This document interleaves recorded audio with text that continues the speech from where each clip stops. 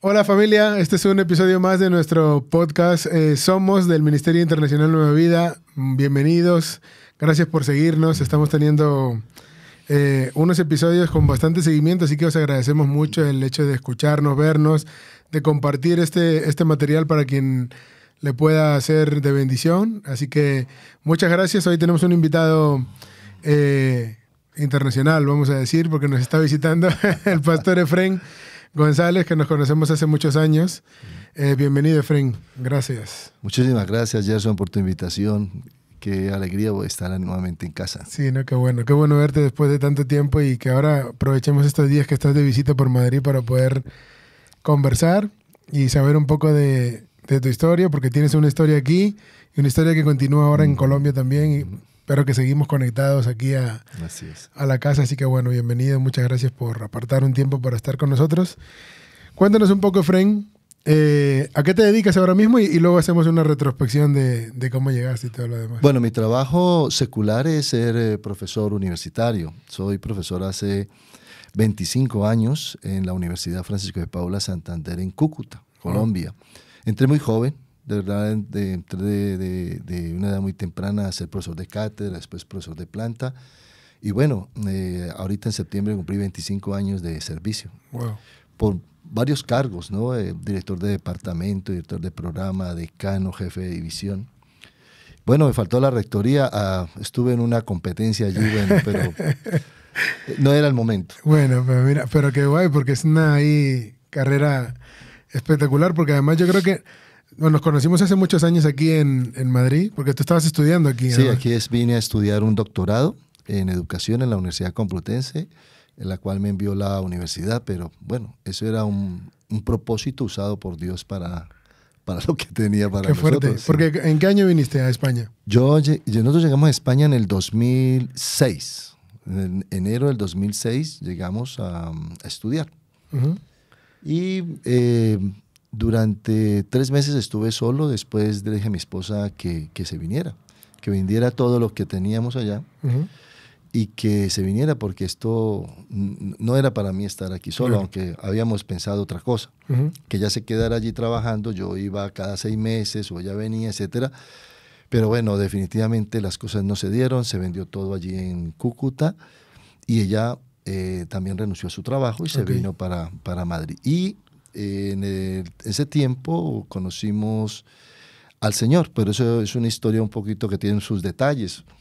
El hermano de mi esposa es pastor. Ok. Y ¿En Colombia? En Colombia. Okay. Y él vivía, en su conjunto, vivía en el primer piso, vivía Abigail, la mamá de Gloria. ¡Wow! Y él le preguntó dónde vivía Gloria, le dio el teléfono, se contactó con ella para que nos llamara porque estábamos aquí solos. Wow. Y Gloria naturalmente nos llamó y nos citó y bueno, nos invitó a la iglesia y ahí empezamos a venir a la iglesia, pues uno católico, apostólico y romano. ¿Cómo te parece? Y encima un hombre de ciencias, claro. Y eso a mí me entraba en reversa muchas cosas, claro, pero cuando digo en reversa es que no podía aceptar este tipo de predicación. Okay. ¿Verdad? Qué fuerte. Era muy fuerte para mí todo esto. Yo venía al servicio, pero era como a observar, ¿no? Un fenómeno social, un fenómeno religioso, a observar al pastor, cómo manejaba el asunto, el auditorio. Y bueno, yo hacía un análisis muy razonable de las cosas y me daba explicaciones. Y bueno, y ahí estuve viniendo porque mi esposa era la que me empujaba. Si tú no vas, yo voy. Cuando eso vivíamos en Móstoles. Wow. Lejos. Sí, al sur de Madrid. Claro, y entonces ella decía los domingos, yo me voy para la iglesia. Y le digo, oye, pero vamos a ver a correr a Juan Pablo Montoya mañana. Y yo me levantaba a ver a Juan Pablo Montoya. Esa época era la fiebre de la Fórmula 1 porque estaba Fernando Alonso. Entonces, sí, claro. Echaban todas las carreras. Claro, y entonces, no, yo quiero ver a Montoya, ¿cómo te vas a ir? No, yo me voy. Y yo me ponía a pensar, caramba, ¿dónde esta mujer se me pierda? ¿Dónde esta mujer se va para Madrid? No entiendo, no encuentro de dónde. Pues entonces yo decía, bueno, ni decir lo que yo pensaba en ese momento. Y bueno, me levantaba y la acompañaba y aquí venía los domingos. Aquí venía los domingos, me encontraba con Gloria, con Mauricio, Sí. Mauricio Porras. Mauricio Porras. Y bueno, y a mirar. Y durante mucho tiempo vine a mirar, y hacer mi análisis y esto, esto con esta gente, ¿qué es lo que piensas? Esto es ¿cuál teología? La teología eso no es una ciencia.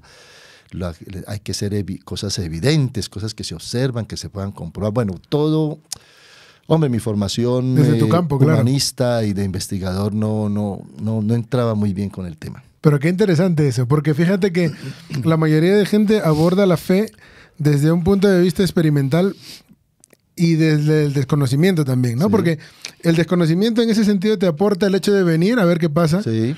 pero qué fuerte que lo que explicas hace ver que el conocimiento puede jugar en tu contra también, por el hecho de decir, porque vienes como predispuesto a saber, no, yo es que, o sea, lo que yo sé me hace pensar que los que están equivocados son ellos. Todos los que están aquí.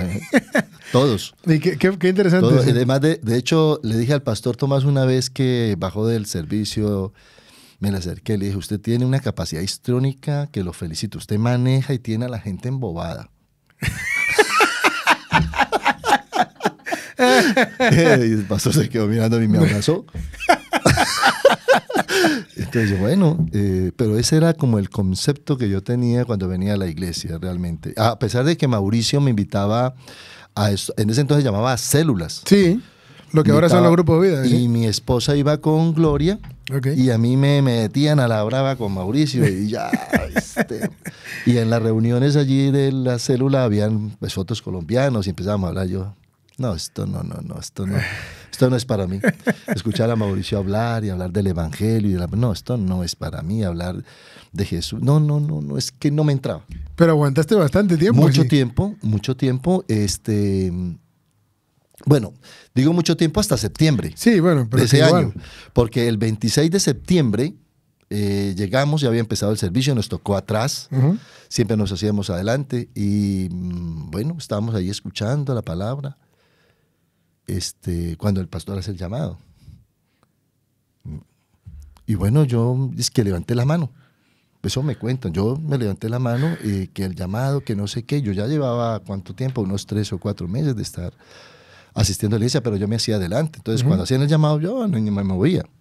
Claro. Pues claro que tenía un razonamiento en ese momento. Todo lo que hablaba el pastor, yo lo procesabas. De hecho, decía palabra y yo iba a la Biblia y la buscaba a ver si se había equivocado. Ponme cuidado, a ver si se había equivocado este hombre. Y yo decía, pero es que no falla una. Yo pensaba, ni yo soy tan exacto para hacer citas de autores de mi trabajo. Uh-huh. Y este hombre no falla. Bueno, ese día llegamos y hicieron el llamado. Yo levanté la mano, me dice mi esposa que estaba ahí. Bueno, mi esposa nunca me presionó, me dijo, usted tiene que ir. No, yo era detrás de ella para que no se me perdiera. Claro que después nos vinimos de Móstoles a Madrid y ya nos quedó más cerca. Claro. Y ese día levanté la mano y sin darme cuenta, Gerson, no sé cómo, pero cuando yo reaccioné, yo iba en la mitad del pasillo para ir al altar. Y algo me decía que para atrás, pero algo más me empujaba. Y cuando estuve yo ahí, bueno, ya estoy aquí, ¿ahora qué va a pasar? Lo cierto es que ahí me pasó la película de la vida. En todo ese momento que el pastor nos ministra y todo eso, cerré los ojos y pasó la película de mi vida. Y lo cierto es que empecé a quebrantarme allí en el altar. Sí, fuerte. Bueno, ahí empezó, digámoslo así. De hecho, la gente terminó y yo era con los ojos cerrados. Y cuando los abrí, la gente se había ido. Y mi esposa, Mauricio, me estaban esperando. Claro. Y yo ahí parado llorando. Y ahí empezó ese contacto con el Señor. Qué bonito eso. Porque yo creo que eso... llevamos varios episodios así emotivos porque creo que el hecho de encontrarnos con Jesús, y hemos tenido muchas conversaciones en estos días, yo en casa también, ¿no? Con Lidia, y justo ayer hablábamos con unos amigos acerca de cómo tu vida es impactada de una manera espectacular cuando te encuentras con el Señor y nunca más vuelves a ser el mismo porque hay un amor, algo ha pasado en tu vida que te impacta de tal forma que se caen tus argumentos o quién eras y deja de convertirse en un tema de justificación, sino que empiezas a decir, Señor, es que si tú no hubieses intervenido en mi vida, Hasta ese momento yo no era nadie. Okay. Hasta ese momento no era nadie. Entonces, y ahora seguimos sin serlo, pero contamos con tu gracia, que es tan espectacular para nosotros. O sea, qué bonita historia. Fíjate que yo siempre, pues, hemos estado cerca, pues nos hemos visto, pues teníamos amigos en común y tal. Y yo sabía que tú estabas estudiando y todo lo demás. Pero esto que me cuentas no lo sabía y qué bonito. Lo mejor es que cuando pasó ese pasaje de mi vida estando allí, me dio mucho dolor. Mucho dolor de todo lo que yo había hecho, de lo que yo pensaba, de la forma como había herido a las personas. Todo eso me congestionó. Y yo creo que por eso me quedé allí mucho tiempo como paralizado. Sí.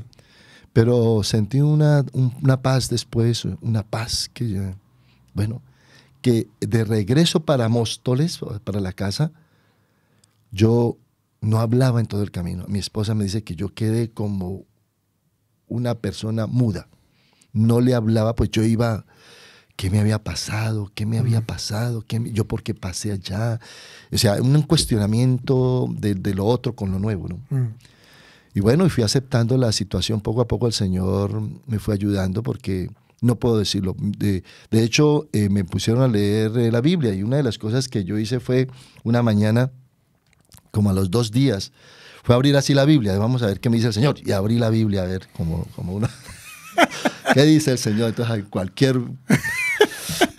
Proverbios 3:5. No te apoyes en tu propia opinión. No, eso me acabó de dar duro. Claro, me acabó de dar duro. No puede ser. Claro. No te apoyes en tu razonamiento, en todo lo que tú piensas, en lo que tú crees que sabes, en tu experiencia. Y eso, Dios mío, eso a mí me dio tan duro leer todo ese proverbio que dije, no, esto aquí tiene que haber algo. De hecho, yo la teología no la tenía como ciencia. Esto es una cuestión ahí que nos echan cuento. Pero después, ahora que estuve estudiando en Cúcuta, estuve estudiando teología, 7 teologías, y entendí la importancia que tiene la teología para la comprensión de la palabra de Dios. Pero que eso a mí es algo que me apasiona, porque yo creo que la gente de ciencia, cuando se encuentra con Dios, es súper potenciada. Y lo explico. Por ejemplo, me gusta mucho la historia de Francis Collins, porque a él se le encargó que estudie acerca de, o sea, un estudio pago, el gobierno americano dice, mira, te vamos a pagar porque necesitamos averiguar el origen de la vida, de dónde parte todo tal, y sabemos que tú estudias este campo, vamos a invertir en ti, te vamos a pagar. Él era ateo, un hombre de ciencia, científico de toda la vida, nuevo creyente, y pues un punto de vista objetivo, ¿no? Porque entiendo yo también necesitamos un punto de vista objetivo, no alguien que sea creyente y nos diga, esto lo hizo Dios, alguien que desde su perspectiva objetiva nos diga de dónde sale todo.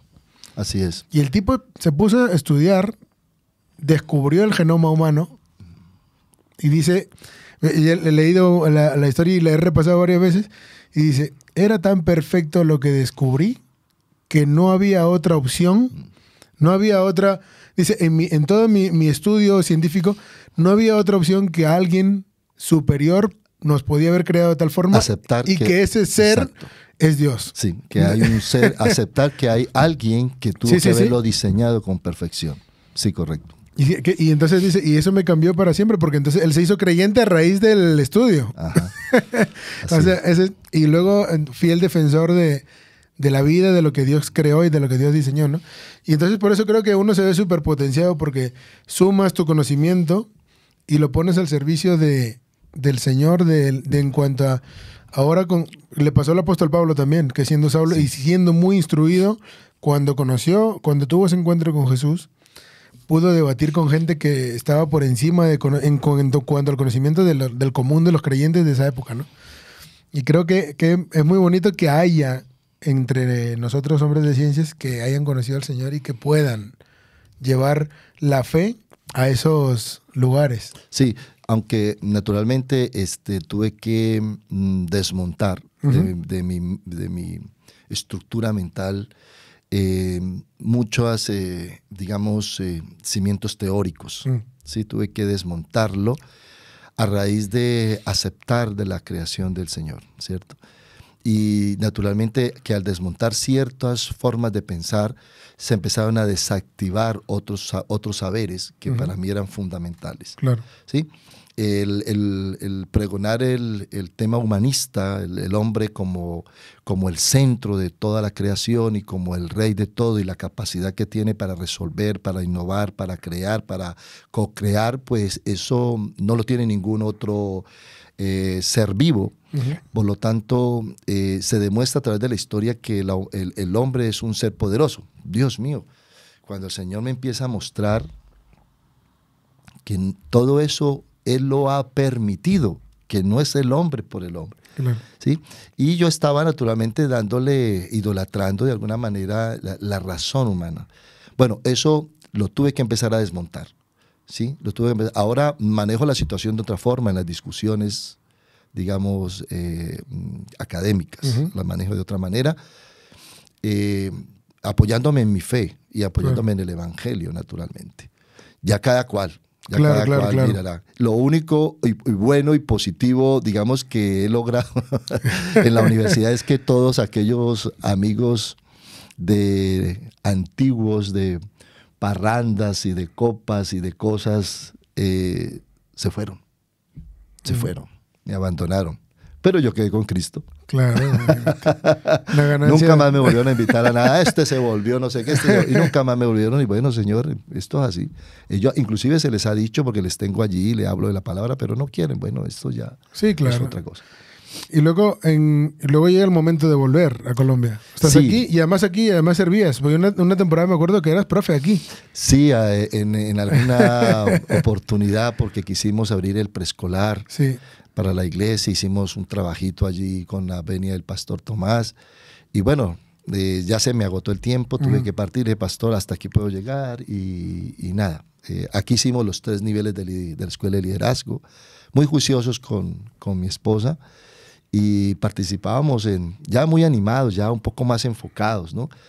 En las cosas del Señor. Yo no era totalmente, pero hombre, el Señor, esto es progresivo en el Señor, ¿no? Sí. Esto es progresivo, esto no lo da el Señor de una vez, sino en la medida en que tú quieras, y Él nos va proporcionando saber, conocimiento, visiones, etcétera.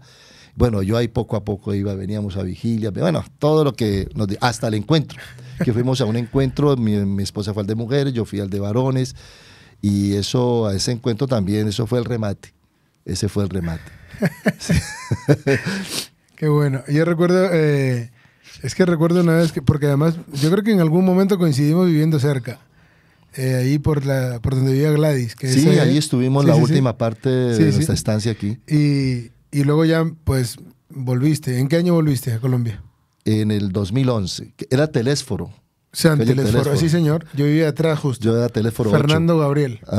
Sí, ahí. Es que un día me visitó Mauricio Porras, ya está con el señor, nuestro amigo, y me dice, ¿tú, aquí vive Efraín? Y le digo, pues yo nunca me he cruzado.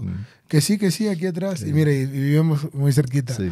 Pero, ¿volviste y con qué perspectiva volviste a Colombia? Fue fuerte volver a Colombia con una mentalidad diferente en la fe.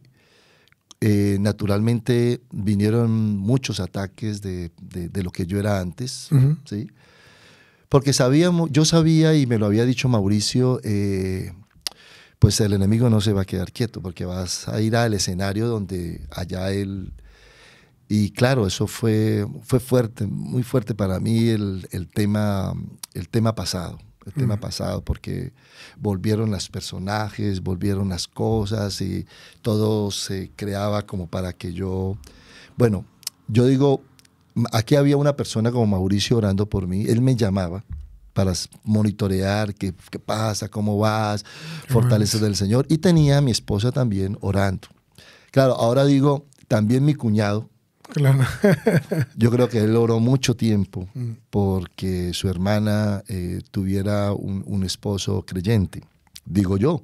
Ahora yo lo pienso así porque yo lo hago también con otras personas. Y bueno, empecé entonces a alejarme de la gente. O mejor dicho, el Señor me fue quitando lo que no me convenía. Lo que no me convenía, ni aquellas personas que un día eran tan amigas, esas no volvieron. Y digamos que renové un poco el tema del círculo de amigos, personas mucho más cercanas, personas que se les puede hablar de la palabra. No todos están convencidos ahora. Era muy amigo del rector de ese entonces, también me sacó de su corazón porque no le volví a caminar a sus andanzas. Claro. Y bueno, empecé a hacer una vida diferente, más ordenada, sobre todo más ordenada para con Dios. No me importaba lo que dijeran allí en la universidad, sino más ordenada con Dios, con mi familia, con mi esposa, a servir en la iglesia Nueva Vida Cúcuta, que se abrió en ese entonces con el pastor Alex, a ayudarle al pastor a conocer la visión, a ayudar al proceso de capacitación de las personas, bueno eso. a hacer los encuentros, y eso, pues eso me mantuvo más firme en lo que era la fe, pero todo el tiempo es una lucha en el lugar donde yo trabajo, porque claro, hay gente que tiene ese pensamiento que yo tenía en el 2006, ¿verdad? Y es fuerte, es muy fuerte la competencia para muchas cosas. Todo es competencia, todo es que... Y en la medida en que tú no te hagas alianzas, pues te van dejando solo en tu trabajo. Claro. Entonces, digamos que, bueno, Dios me ha ayudado. Dios me ha ayudado, me ha acompañado en muchas cosas, me ha guardado, me ha protegido de ataques y de cosas de la gente. Y bueno, ahí voy. Qué bueno. Y ahora mismo estuviste ayudando al pastor Alex y ahora tienes otro sí, lugar. Estuvimos ahí con el pastor Alex como 3 años, hasta el 2017. Mi esposa tuvo un mensaje, una visión del Señor, que ya era hora de salir de allí, de Nueva Vida Cúcuta. Y le dio una palabra y ella... En una reunión que hizo el pastor Alex de líderes, y nos habló muy fuerte, y entonces mi esposa se levantó y me dijo, bueno, nosotros vamos a salir de Nueva Vida, tenemos esto, vamos a crear nuestro grupo Vida, etcétera. Y yo la miré y le dije, ¿y cuándo pasó todo eso? Que a mí nunca me contaron. Entonces cuando nos subimos a la camioneta me dice, no, es que yo tuve esta visión, no te lo había contado, pero esto es así. Y empezamos a trabajar en un municipio muy cercano a Cúcuta. Antes era un barrio, se llama Los Patios. Los Patios. Y ahora es un municipio relativamente grande. Es el segundo municipio en cuanto a habitantes después de Cúcuta. Okay. Y bueno, allá nos fuimos a contactar con algunas personas, abrimos un grupo Vida, y ese grupo Vida dio base de alguna manera para iniciar la obra en el 2017. Y empezamos en un lugar muy pequeño, bueno, iban 5 personas, pero ni idea de nada, ¿no? O sea, claro, con lo que yo había aprendido acá, pidiéndole al Señor, al Espíritu Santo que nos guiara, y con la ayuda también del pastor Reinaldo, que es el hermano de mi esposa Yadira, y él nos facilitó muchas cosas porque él ya había tenido experiencia en Bogotá, pero bueno, sabía que teníamos nuestro propio destino y propósito en el Señor. Y empezamos allí, en una casa muy pequeña, una casita muy pequeña, con 5 o 7 personas a hacer la obra del Señor. El municipio de Los Patios es un municipio muy particular, es un municipio de idolatría, de hechicería, de brujería. Fíjate. Y bueno, eso no lo sabía yo. No lo sabía yo hasta cuando ya estuve plantado allí, dije, pero Dios, ¿dónde me has metido? Sí, es que si lo sabes, a lo mejor no quieres. Sí. Luego, estando allí, el señor, el dueño de la casa, pues nos dijo que si le comprábamos y no teníamos que desalojar. Wow. Nos tocó estuvimos un tiempo en los hoteles, en Cúcuta, un hotel, otro hotel, bueno, en un hotel específicamente estuvimos como casi un año. Pero nos dimos cuenta que no se podía seguir así, porque nuestro lugar asignado eran los patios. Y obviamente la gente de los patios no iba a Cúcuta. Claro. Se perdió muchas personas. Entonces decidimos volver a los patios y buscamos allí. Y había un club que se llama el Club de los Ingenieros, muy grande, muy amplio. Y allí hablamos con el administrador. Resultó ser un concejal, no sé, un concejal. Sí, un concejal del ayuntamiento, ¿no? Sí, exactamente. Y bueno, era un lugar muy grande, tenía 2 pisos. Yo le dije, mire, yo lo necesito los domingos, que esto tiene que estar limpio los domingos a las 10 de la mañana, necesito el aire. Y efectivamente fue muy respetuoso con eso, porque en el hotel a veces, el lugar donde estábamos, Llegábamos y había, la noche anterior se habían celebrado matrimonios, se habían celebrado y eso era botellas de licor, desorden, y eso ya a mí me molestó un poco, porque no lo tenían arreglado. Y también el ambiente que se creaba de una noche de estas. Y fuimos allí estuvimos un buen tiempo, pero dijimos, y pagando, y empezamos a crecer nuevamente, la gente empezó a llegar, pero todo tiene su ciclo, ¿no? Todo empieza y llega un momento en que, bueno, no podemos seguir aquí eternamente.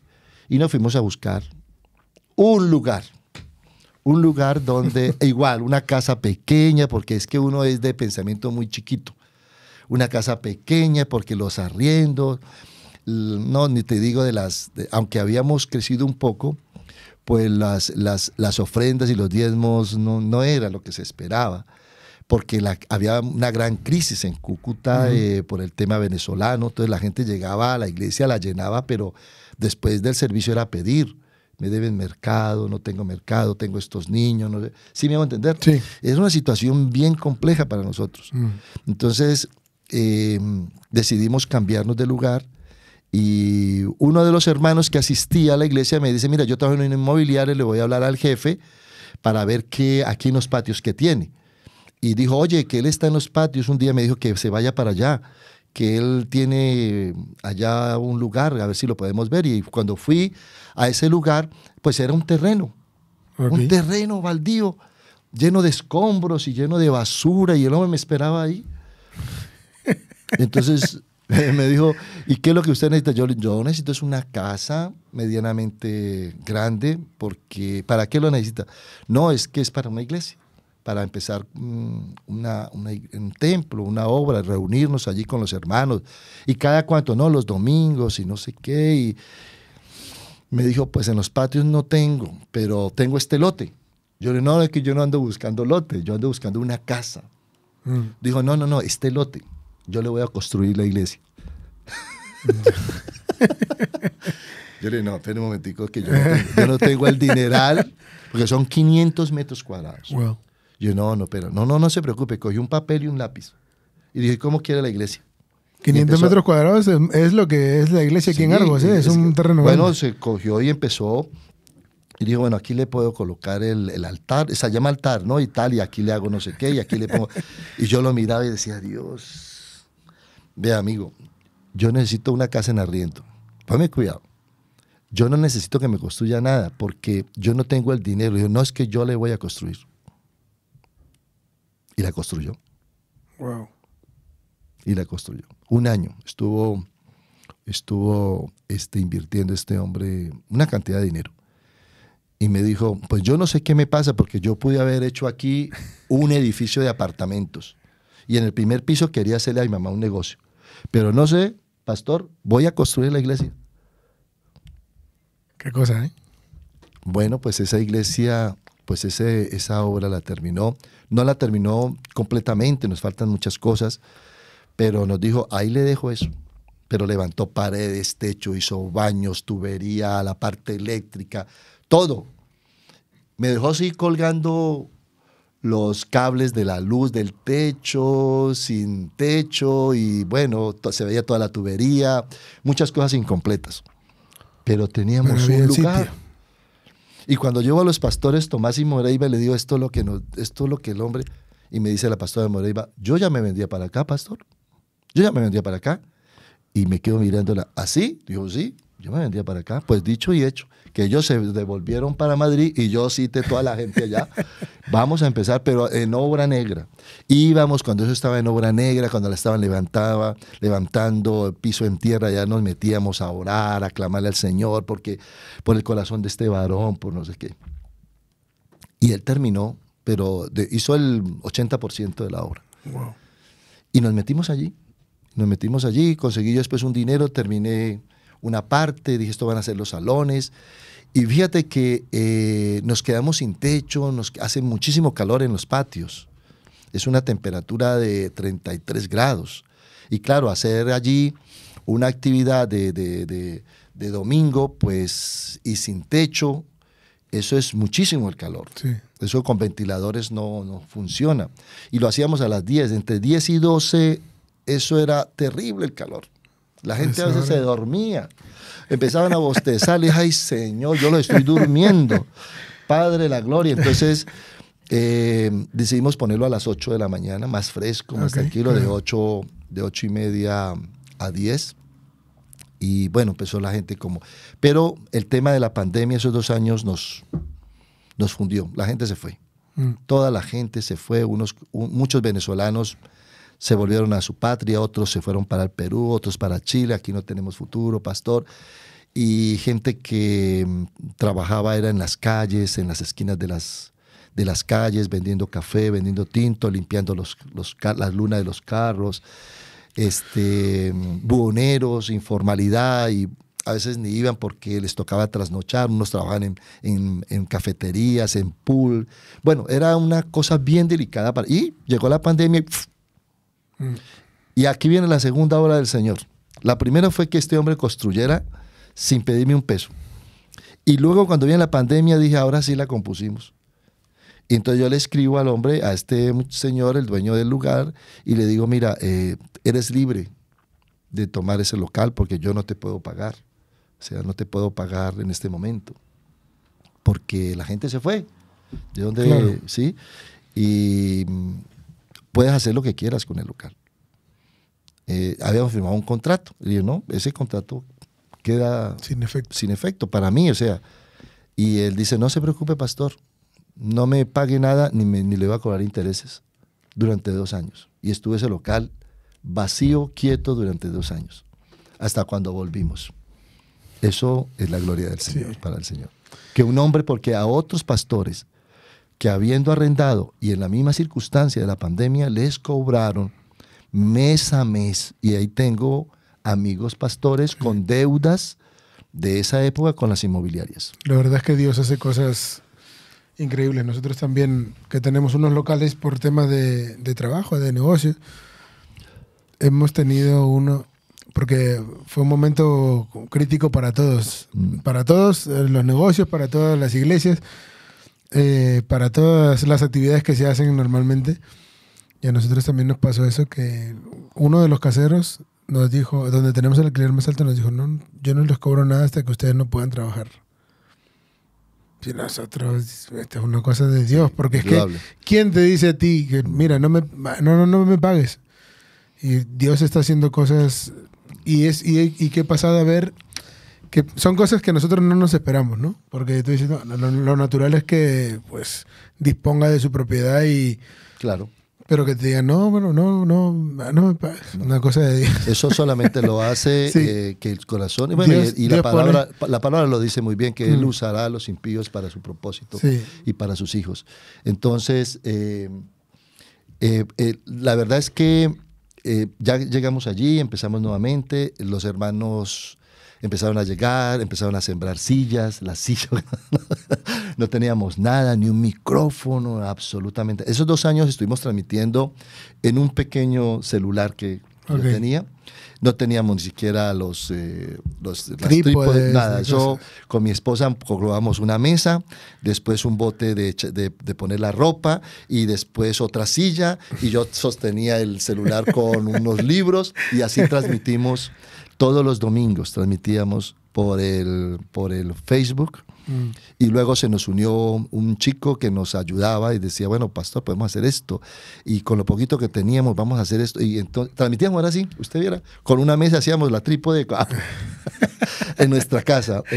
Qué bueno. Y bueno, pero sabíamos que teníamos que hacerlo porque teníamos un pueblo a que alimentar y la gente esperaba eso. Eso sí, no llegó una sola ofrenda, ¿no? Eso nos pasó en la pandemia. Tuvimos un hijo espiritual que se fue para Cali. Durante la pandemia. Sin embargo, él pudo trabajar y esto. Y un día me llamó y me dijo, pastor, quiero ofrendarle algo a la iglesia. Y bueno, le dije, bueno, hijo, la verdad es que esto no se ha visto. En 2 años aquí nadie ha venido por acá, uno que otro. Si acaso recibimos 2 ofrendas en esos 2 años. Y este chico dijo, no, yo quiero ofrendar algo porque me ha ido bien. Bueno, con lo que nos envió, pudimos comprar ¿cómo se llama? El sistema de sonido. Sí, este aparatico. Sí. Y un computador. ¿Sí? compramos ¿Un altavoz? un altavoz y su trípode. Ujú.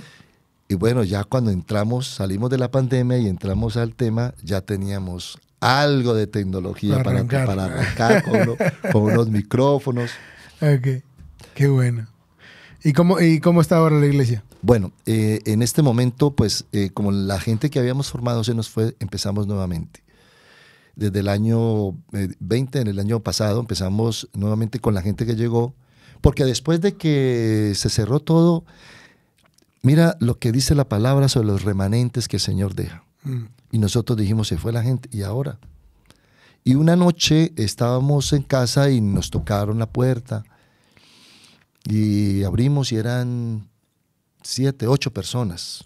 ¿Y qué pasaría? Y entraron a nuestra casa y bueno, lo que nos dijeron es que, pastor, usted no está solo, vamos a empezar de nuevo y aquí nos tiene a nosotros.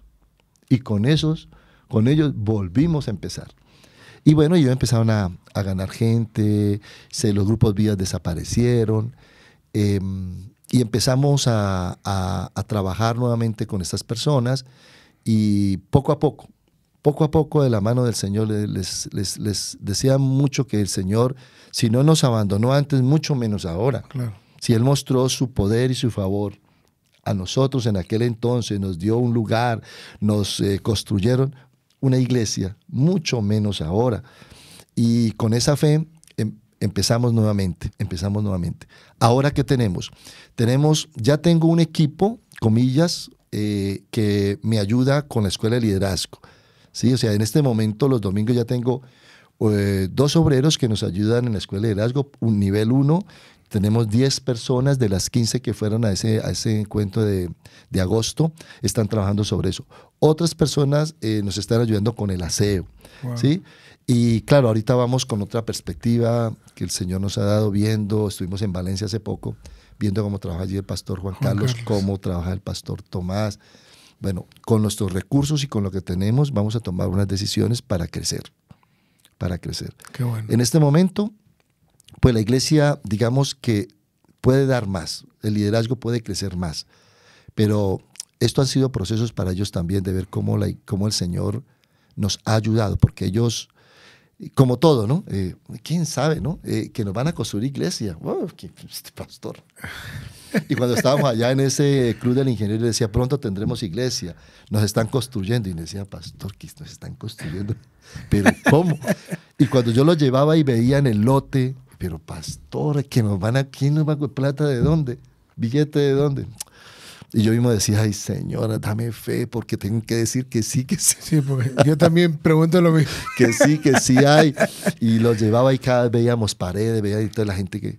Y lo último que hizo el Señor, bueno, hace todos los días, pero para afincar la fe del pueblo, no tenemos techo.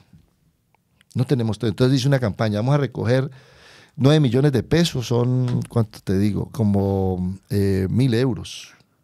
Un poco más de 1.200 euros, 1.000 son 5 millones. Pues 2.000 euros. Okay. Hay que recoger 2.000 euros. 9.900.000, no sé qué, nos vale colocar el techo porque eso tiene como 40 metros cuadrados. Entonces, a aportar. Y vamos a todos los domingos. Aporte su diezmo. No, Dios mío, bendito. Un día, el mismo hombre que me construyó allí me llamó y me dijo, quiero ir a la iglesia. Y ay, Dios, ¿qué habrá pasado? ¿Qué habrá pasado? Y nos encontramos, le abrí, entró, miró, observó, caminó todo el local, cómo le ha ido. Le dije, no, pues ahí vamos con la gente, esto y más allá. Y me dijo, bueno, está bien, está cuidado, ha cuidado el local. Y yo, no, sí está muy bien. Y me dijo, le traigo una ofrenda. Y me entregó una ofrenda. Y entonces yo tomé la ofrenda, puse la mano de él y oré. Y le agradecí. Sí. Entonces llegué a la casa, le dije, mamá, este hombre nos ha ofrendado. ¿Y cuánto? Yo le dije, no, pues a ver, ¿cuánto cree? Y me dijo, unos 5 millones, o sea, unos 1.000 euros. Y yo dije, saco y empiezo, pues 5 millones de pesos. Wow. O sea, la mitad de lo que necesitamos. Y cuando yo le presento, porque le colocaba todos los días a la iglesia cuánto íbamos avanzando en el recaudo. Cuando ellos ven que de de 2 millones, sale en la pantalla, 7 millones se quedan mirando. Pastor, hay un error. ¿Por qué? Porque ahí dice 7 millones y hace 8 días eran 2 millones y pico. Le dije, no, es que nos han dado una ofrenda de 5 millones. La gente se quebrantaba en la iglesia. La gente decía, pero ¿cómo? Bueno, vamos a orar, porque esto es fe. Esto es fe. Y ahí, pues, como que esto activó y logramos conseguir parte, tenemos un saldo, pero fui y le dije al hombre, vea, hermano, póngame ese techo, póngame ese PVC, porque, bueno, antes de nosotros viajar, nos colocaron el PVC. Yo no estrenaba la iglesia con el techo, pero que lo colocaron y me mandan fotos y todo. Bueno. Y eso es otra de las, digamos, intervenciones de Dios en esto. Y yo lo veo así, y yo siempre le digo al Señor, Señor, si tú no intervienes para conseguir esto, no sé cómo vamos a hacer. Y así fue. Pero qué bueno creerle a Dios. Qué bueno. Amén.